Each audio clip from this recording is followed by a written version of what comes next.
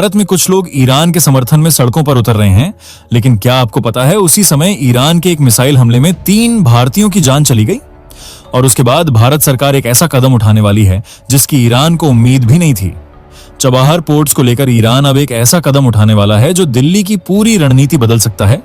इसके अलावा भी कई अहम अपडेट सामने आ रही हैं जो शायद आपको मेनस्ट्रीम मीडिया में देखने को नहीं मिलेंगी। दोस्तों, कूटनीति यानी डिप्लोमेसी में कब बाजी पलट जाए कोई नहीं जानता।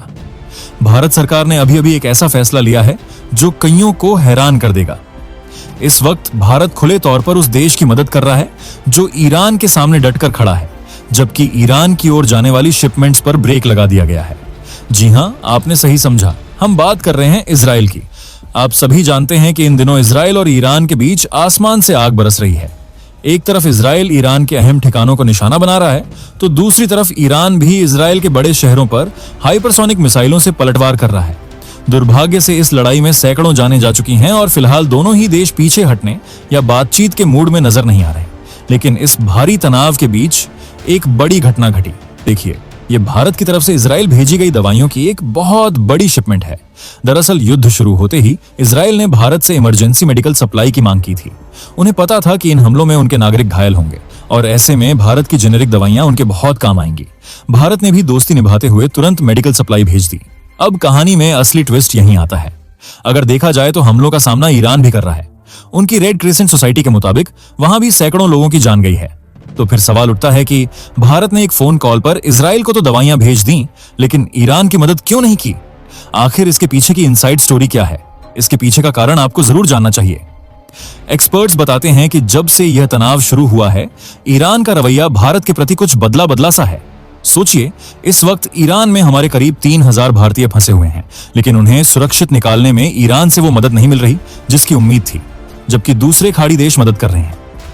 और तो और, आपने वो दुखद खबर भी सुनी होगी जब ओमान के तट के पास खड़े एक भारतीय व्यापारी जहाज वयम को मिसाइल का निशाना बनना पड़ा, जिसमें हमने अपने 3 भारतीयों को खो दिया। ऊपर से ईरान के विदेश मंत्री का पीएम मोदी के इजराइल दौरे की खुलेआम आलोचना करना, ये सब दिखाता है कि ईरान का झुकाव भारत से ज्यादा पाकिस्तान या चीन की तरफ है। अब इसके ठीक उलट इजराइल की दोस्ती देखिए।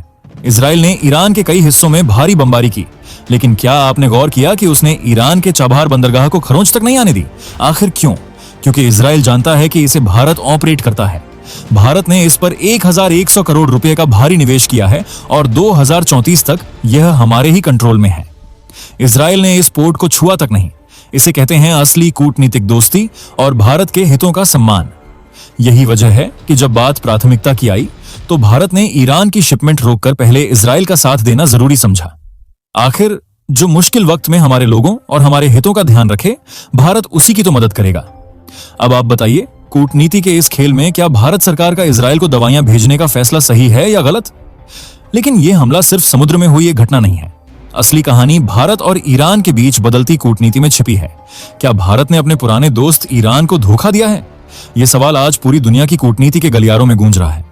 वो ईरान जिसने हाल के दिनों में 15 देशों पर मिसाइलें बरसाईं, अब अचानक भारत पर भड़का हुआ है। ईरान ने भारत को एक ऐसी चेतावनी दी है जिसने दिल्ली से लेकर तेहरान तक हलचल मचा दी है।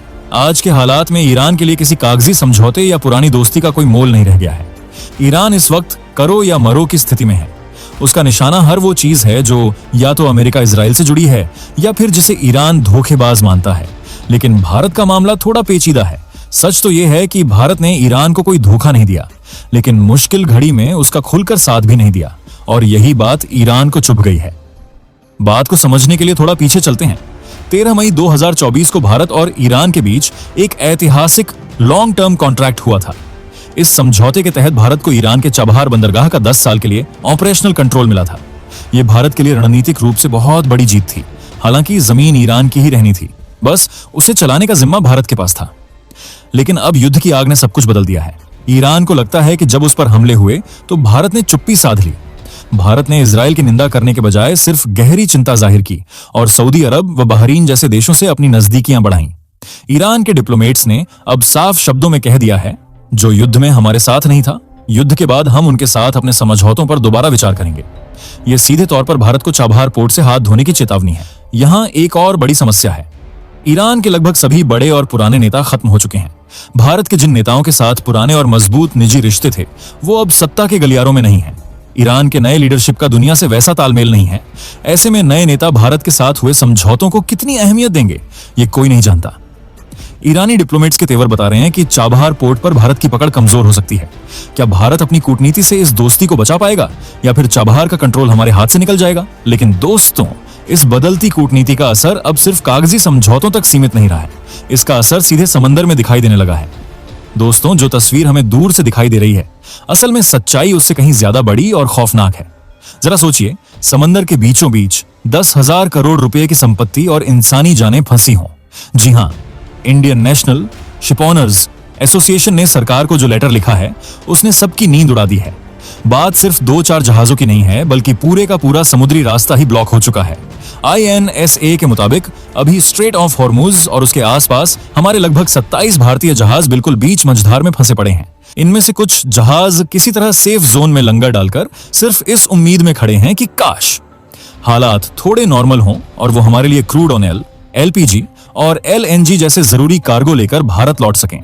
अगर आप मरीन ट्रैफिक जैसे ग्लोबल शिप ट्रैकिंग मैप्स देखेंगे तो आपके रोंगटे खड़े हो जाएंगे। हॉर्मुज के दोनों तरफ सैकड़ों मालवाहक जहाज चुपचाप खड़े हैं और बीच का जो रास्ता है, वहां ट्रैफिक जीरो हो चुका है।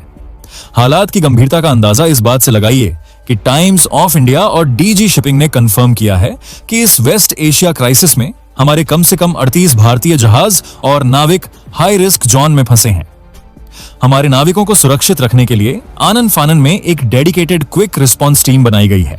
ये टीम दिन रात नाविकों के परिवारों, शिपिंग कंपनियों, विदेशी बंदरगाहों और भारतीय दूतावासों के बीच लगातार काम कर रही है।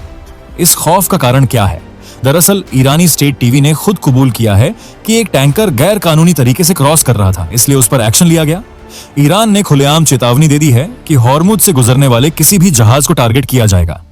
साल 2026 की इस नई टेंशन ने समंदर की लहरों को और भी अस्थिर कर दिया है, लेकिन भारत भी चुप नहीं बैठा है। हमारी मुस्तैद इंडियन नेवी ने ओमान और अदन की खाड़ी में अपने जंगी जहाज, डिस्ट्रॉयर्स और फ्रिगेट तैनात कर दिए हैं। खास तौर पर हमारा नया और ताकतवर युद्धपोत INS सूरत बहरीन में खड़ा है। इसका काम सिर्फ जहाजों को सुरक्षा देना ही नहीं, बल्कि जरूरत पड़ने पर अपने नागरिकों को वहां से सुरक्षित बाहर निकालना भी है। ऑपरेशन संकल्प के तहत अब तक 5,000 से ज्यादा नौसैनिक, 21 जंगी जहाज और 900 घंटे की निगरानी की जा चुकी है। कैबिनेट कमेटी ऑन सिक्योरिटी ने भी नेवी और एयरफोर्स को साफ निर्देश दे दिए हैं कि जैसे ही बड़े रेस्क्यू या सी ब्रिज बनाने की नौबत आए, हमारी फौज तुरंत तैयार रहे। अब एक बात जो लगातार फैलाई जा रही थी कि ईरान, पाकिस्तान और चीन के जहाजों को आसानी से जाने दे रहा है, अगर आप इसे ताजा डेटा से क्रॉस चेक करें तो असलियत कुछ और ही है।